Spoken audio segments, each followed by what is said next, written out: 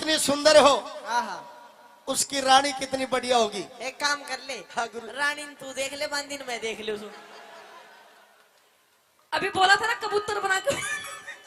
हनुमान ने भी कही थी देख ले, गधी बना दो। हेलो। और तू बनाई देगा। ओ बाबा हाँ मुझे तेरी इसकी चेले की बकवास नहीं सुननी। हेलो, हमसे भिड़ने वालों के छक्के छूट जाते हैं। अच्छा हमसे भिड़ने वालों के छक्के छूट जाते हैं, और वो तो आप थे जो कुछ देर जेल गए, वरना अच्छे अच्छों के टाके टूट जाते हैं। आजा आजा इधर। आए तेरी माँ ने भी तुझे जड़ की पछता रही होगी। अरे तू कोई शायर है शायर? कि ना तू शायर है ना शायर का भतीजा, अच्छा। कि ना तू शायर है ना शायर का भतीजा। अरे तू तो है अपने माँ बापू का गलती का नतीजा। कि तिरछी नजर से मत देख, तेरा त्योर बना देंगे।